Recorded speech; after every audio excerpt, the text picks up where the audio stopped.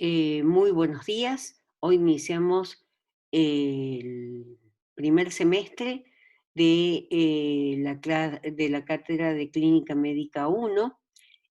Como ustedes saben, será de modo virtual y una de las razones es la pandemia que no nos permite el dictado presencial. Aquí tienen los datos del aula virtual donde podrán acceder a las distintas actividades que les voy a comentar vamos a tener en el transcurso de el desarrollo de esta asignatura. El plantel docente está formado por la profesora doctora Susana Banoni, que es profesora adjunta por concurso de esta cátedra y titular por concurso de semiología del Hospital San Roque, las doctoras Ana Josami y la doctora Elsa Tisera, ambas profesoras adjuntas de esta cátedra, y abajo están las fotografías de los docentes que conforman el plantel de esta cátedra. El año pasado yo presenté esta historia de las pandemias, en donde en el siglo pasado nos aterraban los datos de la gripe española, de la gripe rusa, de la gripe asiática y la de Hong Kong, y si uno mira los datos de marzo del año 2020 y mira los datos de abril del año 2021, más de 2,5 millones de pacientes existen infectados al día de hoy, alrededor de 14.000 casos nuevos hay por día, y se mueren por día alrededor de 100 personas. Por eso es que me he permitido a lo largo de este tiempo, se han ido conociendo muchos datos de la enfermedad y distintos investigadores y científicos del mundo han categorizado síntomas que presentan los enfermos de COVID a los fines de lograr una mejor estratificación de ellos y que realmente podamos evitar la mayor cantidad de muertes, sabiendo de alguna manera de antemano algunos datos que nos van a permitir eh, tener más claro cuáles son los pacientes que seguramente van a necesitar hospitalización, respiración asistida, etcétera. El COVID-19 no siempre se manifiesta de la misma manera. Ya habrás escuchado a alguien que solo sintió una gripe, otros que pierden el olfato, mientras cientos de miles de personas han muerto tras graves síntomas respiratorios. Es decir, el rango de síntomas que provoca el virus es muy variado. Por eso es especialmente útil una investigación de la Universidad King's College de Londres, que logró identificar 6 tipos de grupos de síntomas, cada uno con variaciones en la severidad de la enfermedad. Los científicos explican que si se identifica el grupo de síntomas de un paciente, los médicos pueden predecir qué tan grave será o si necesitará o no ir al hospital y potencialmente salvar su vida con un tratamiento oportuno y a tiempo. ¿Pero cómo? Eso lo explicamos en este video. Para clasificar los 6 tipos de COVID-19, los investigadores analizaron los datos recopilados a través de una aplicación de 2.600 pacientes en Reino Unido, Estados Unidos y Suecia. Lo primero que encontraron es que todos los pacientes de la muestra presentaban 2 síntomas en común: dolor de cabeza y pérdida de olfato. Pero a partir de esos 2 síntomas, que son comunes a todos, encontraron otros que les permitieron establecer estos grupos de síntomas de COVID-19 y los organizaron de menor a mayor gravedad. El primer grupo, el COVID-19 se manifiesta como una gripe, pero sin fiebre. Los pacientes presentaron dolor de cabeza, pérdida de olfato, dolores musculares, tos, dolor de garganta, dolor en el pecho. El segundo grupo, como gripe, con los mismos síntomas del primer grupo, pero sin dolor muscular y además con fiebre, ronquera y pérdida de apetito. El tercer grupo es el gastrointestinal. Los pacientes presentaron diarrea, además de dolor de cabeza, pérdida de olfato y apetito, dolor de garganta, de pecho, pero sin tos. Y a partir de aquí, en la clasificación de los científicos, los síntomas comienzan a ser más graves. El cuarto grupo, de nivel severo 1, presenta dolor de cabeza, pérdida de olfato, tos, fiebre, ronquera, dolor de pecho y fatiga. Además de todos estos síntomas, en el quinto grupo, es decir, el nivel severo 2, se añaden otros síntomas como confusión y dolor muscular. Y en el sexto grupo, nivel severo 3 y el último de la clasificación, se añaden síntomas como dificultad para respirar, diarrea y dolor abdominal. Los científicos también encontraron que pacientes en cualquiera de estos grupos pueden presentar erupciones en la piel. Pero la clave de esta clasificación es que permite rápidamente identificar quiénes van a necesitar hospitalización o ayuda para respirar con un respirador o con oxígeno. Por ejemplo, cerca de la mitad de los pacientes que tuvieron síntomas del grupo 6 terminó hospitalizado, en contraste con solo el 16% del grupo 1. Y muy pocos de los enfermos con síntomas de los grupos 1, 2 y 3, solo entre el 1,5% y el 3,3%, necesitaron asistencia respiratoria. Sin embargo, este porcentaje fue mayor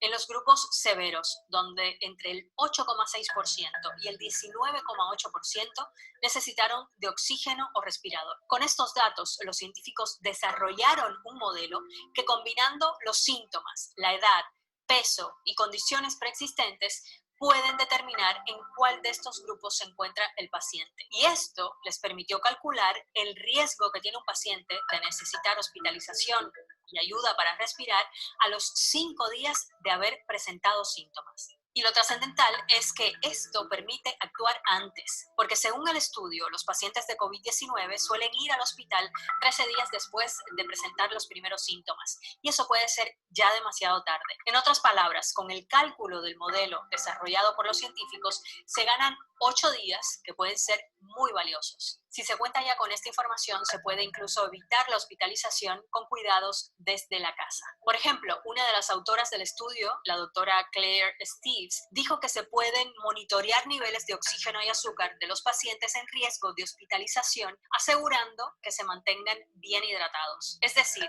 darle al enfermo un tratamiento correcto y a tiempo y evitar complicaciones que pueden salvarle la vida.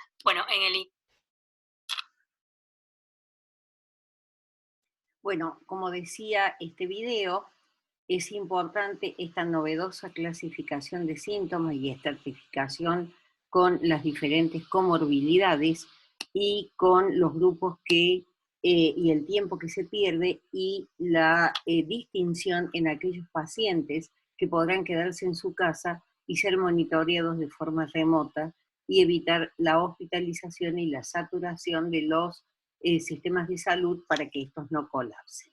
Por otra parte, me pareció muy importante, ya desde que en septiembre del año pasado han aparecido variantes, compartir con ustedes este video que habla de las diferentes variantes de la cepa del COVID-19, ya que esto el virus que causa la COVID-19 está cambiando constantemente. Ahora hay miles de mutaciones y algunas de esas nuevas versiones son más peligrosas. It is getting worse, and we know that we need to accelerate the vaccination rates. En Brasil, uno de los países más afectados ahora por la pandemia, surgió una de esas variantes. Los científicos también están preocupados por las variantes del Reino Unido y Sudáfrica. Pero ¿cuál de ellas es la más peligrosa y qué pasará con la efectividad de las vacunas? Te lo contamos aquí en Contexto. Pero veamos primero por qué mutan los virus. Que los virus muten es lo normal. Lo hacen básicamente para sobrevivir. Para multiplicarse, entran a la célula de su huésped, introducen allí su material genético y realizan cientos, miles de copias de sí mismos. Los errores durante ese proceso de copia pueden causar pequeños cambios en el material genético, y es ahí donde tenemos una mutación del virus. Las mutaciones pueden cambiar la estructura del virus, y si este cambio genético ayuda a que el virus se propague, entonces prevalece una nueva variante. Una variante sería algo así como un linaje o una familia, y esa familia está formada por un grupo de mutaciones. Empezamos por la variante del Reino Unido. La variante británica o B117 fue detectada en septiembre del año pasado y se propaga muy rápido. Se ha extendido a casi 100 países, entre ellos Estados Unidos, Brasil, Ecuador, Perú, Argentina y Chile. La buena noticia es que la respuesta inmunitaria provocada por las vacunas parece ser eficaz contra esta variante. Así lo sugiere un estudio de la farmacéutica Pfizer. Seguimos con la variante de Brasil o P1. Fue identificada en diciembre en la ciudad de Manaus y se ha extendido a más de 24 países, como México, Colombia, Perú y Alemania. Esta variante tiene dos mutaciones que preocupan, la N501I y la E484K. La primera hace que el virus sea más contagioso, mientras que la segunda disminuye la acción de nuestros anticuerpos que previenen que el virus se multiplique. Y la siguiente variante es la sudafricana. Esta variante está presente en más de 50 países, como Estados Unidos, Austria, Bélgica, Kenia y Japón. Al igual que en el caso de la brasileña, las vacunas han resultado ser menos eficaces contra esta variante. Pero ¿cuál es entonces la variante más peligrosa? In addition to spreading more quickly, it also now appears that there is some evidence that the new variant, the variant that was first identified in London and the Southeast, may be associated with a higher degree of mortality. O sea, aumenta a un porcentaje de letalidad como en un 50%. Eso quiere decir que va a haber más estrés hacia los sistemas de salud, porque va a haber gente más complicada y más severa y por lo tanto va a haber mayor mortalidad. Pero yo creo que la que nos está preocupando un poquito más es la P1 de Brasil, donde ya había habido muchos casos y se suponía que ya había alguna inmunidad protectora de fondo, pues están habiendo muchos casos y mucha mortalidad. Y quizá lo que más nos preocupa, ¿tendrán las vacunas la misma efectividad ante estas nuevas variantes? Si el virus se sigue transmitiendo, pues va a seguir mutando y va a seguir cambiando y podría salir alguna variante que la vacuna ya no nos sirva y haya que hacer refuerzos, que eso es un poco lo que se cree que va a suceder. Por eso los científicos siguen de cerca la evolución del virus y de las mutaciones. Y aunque no hay que entrar en pánico, las nuevas variantes del virus sí son un llamado de atención para todos nosotros. Necesitamos seguir esforzándonos para frenar la propagación del virus, con reglas que ya ustedes conocen, como lavarse las manos, mantener la distancia con otras personas y seguir usando esto. Bueno, como ustedes podrán ver, estamos en una situación alarmante que aparentemente con las medidas que acaba de anunciar este video y que todos conocemos, una de las posibilidades de combatir esta pandemia es la vacunación, que tendrá como objeto la prevención primaria, fundamental para limitar los efectos sanitarios de esta terrible pandemia. La vacuna va a contribuir a reducir la circulación de la enfermedad, las hospitalizaciones y las muertes, ayudará a restablecer de manera gradual una nueva normalidad, desarrollar vacunas, adquirirlas, distribuirlas y aplicarlas significa un reto mundial impresionante y para nuestro país es el mayor desafío en las últimas décadas. En este momento hay 235 vacunas en el mundo en desarrollo, hay 15 vacunas que están en fase 3 y para que una vacuna pueda aplicarse en nuestro país debe haber sido registrada en la ANMAT y haber superado todos los controles, ya que es un organismo que data del año 1996, de gran prestigio internacional, que analiza numerosos datos que permiten asegurar el control y, valga la redundancia, la seguridad del paciente. En ese sentido, aquí tienen un pequeño cuadro donde se habla de los distintos tipos de vacunas. Vemos vacunas de ARN, también vemos de ARN mensajero, vacunas de ADN, de vector viral como es la Sputnik y la AstraZeneca, otras que utilizan proteínas y otras de virus inactivados. Ahí tienen todos los datos y de dónde provienen estos datos de la IS Global Organization, donde ustedes pueden investigar más datos en relación a las vacunas. ¿Quiénes tienen prioridad? Aquellos pacientes, aquellas personas más vulnerables, ya sea por la edad, las comorbilidades, es decir, lo que corresponde a la tercera edad, y aquellos pacientes y aquellas personas que están en la primera línea de trabajo, como es todo el personal de salud que está al lado de enfermos. La vacuna se hará en nuestro país en forma de etapas, es voluntaria y no tiene ninguna trascendencia si tuvo o no la enfermedad. Esto, por supuesto, comenzó y comenzará y seguirá en las grandes ciudades, tienen prioridad fundamentalmente porque es donde hay más concentración de gente y menos posibilidad de distanciamiento social. Pero como les dije el año pasado y vuelvo a decir este año, la enseñanza virtual en este momento coincide con el tema de la pandemia, pero tiene una historia de desarrollo a partir de los años 90, a punto de partida de lugares muy alejados, donde la asistencia de los alumnos era muy difícil en América del Norte, Reino Unido, Australia, Nueva Zelanda, por dificultades en el traslado por cuestiones de los climas tan hostiles. A esto se sumó el desarrollo vertiginoso de la informática y aparecieron los primeros sistemas de enseñanza virtual. Sistemas que han venido para quedarse y no irse, además por el tema de la pandemia. Sin embargo, las ventajas que tiene esta enseñanza virtual es que evita desplazamiento, permite el distanciamiento en este caso.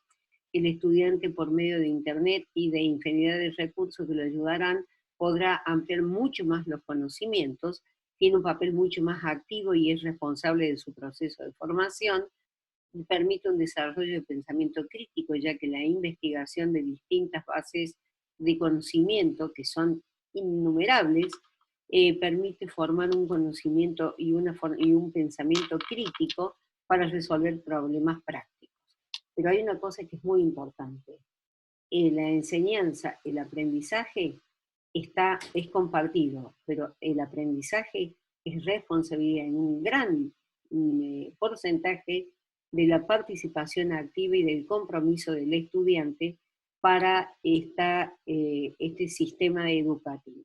Requiere una gran disciplina, requiere participación e interacción. Aquí se propone el cronograma de trabajo. Si en algún momento se pudiera recuperar la actividad presencial, cosa que es bastante dudoso, y los temas que ya se hayan dado de modo virtual quedarán en la página y no se volverán a dar. Las fechas de los exámenes son inamovibles, ya que se consensuaron el año pasado con los profesores titulares de las asignaturas del año 2021. Las clases serán dadas, las actividades serán dadas a través de clases teóricas, trabajos prácticos y también discusión de casos clínicos. Las clases son teóricas, serán semanales y algunos docentes proveerán a ustedes el PTT. Las clases tendrán dos modalidades de dictado, a preferencia del docente. Algunos serán videos educativos o combinadas con PTT, o bien serán clases online, para lo cual se necesitan un sistema de recursos informáticos que no todo el mundo dispone. Esta modalidad es más compleja, las clases online, las clases en vivo, ya que interfiere muchas veces con otras actividades y además es importante que no permite que haya más de un cupo de alumnos, lo cual hace más difícil aún el dictado de el grabado en vivo. Ustedes tienen acá los trabajos prácticos, cómo se van a disponer. Estarán divididos en 6 grupos de trabajo, la división es al azar, los trabajos serán siempre online, los grupos trabajarán lunes y miércoles o lunes y viernes de 8 a 10, las clases comienzan el miércoles próximo de abril, que es el miércoles 7, el profesor propondrá la forma de calificar al finalizar cada módulo en los que se encuentra dividida la asignatura, y con cada profesor acordarán la forma de consulta. Únicamente se resolverán las dificultades los días de actividades de la cátedra, que es lunes, miércoles y viernes de 8 a 12. La resolución de casos clínicos será miércoles y viernes y trabajarán con el docente asignado por grupos. Esta actividad se dará de 8 a 10, por lo tanto el día que les corresponde discusión de casos clínicos, esta actividad se superpone con los trabajos de las comisiones, por lo tanto no tendrán trabajo práctico. Obviamente también será online. Se podrá asignar tarea previa que deberá ser completada antes del encuentro, como por ejemplo disponer de las imágenes o lectura de la historia clínica. También habrá material por el aula que podrá revisarse durante el encuentro y por ello el estudiante deberá tener acceso al aula de manera simultánea. Los parciales, como ya les dije, tienen 3 fechas y no son movibles. El temario está incluido en el cronograma.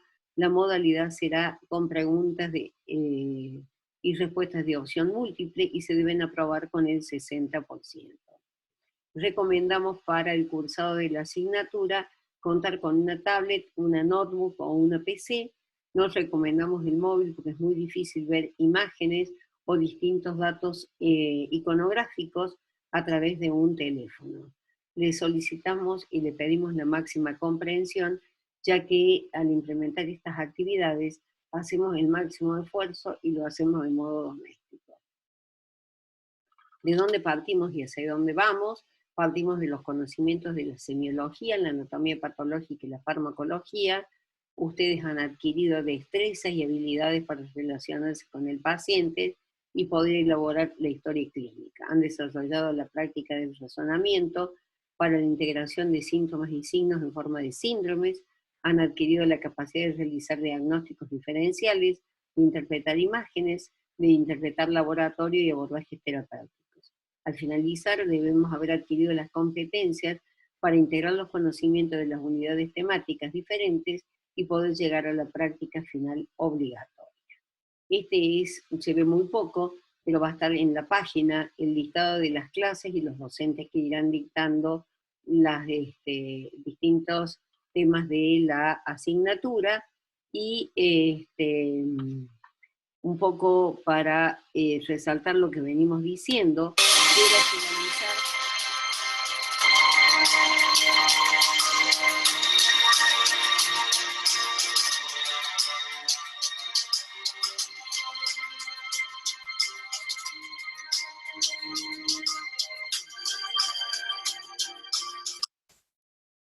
Quiero finalizar con este video que muestra bastante esperanza y decirles que estamos a disposición de ustedes, que deseo que aprovechen al máximo los contenidos que les permiten adquirir las competencias necesarias para cuidar a los más necesitados, valga la redundancia, que son los enfermos.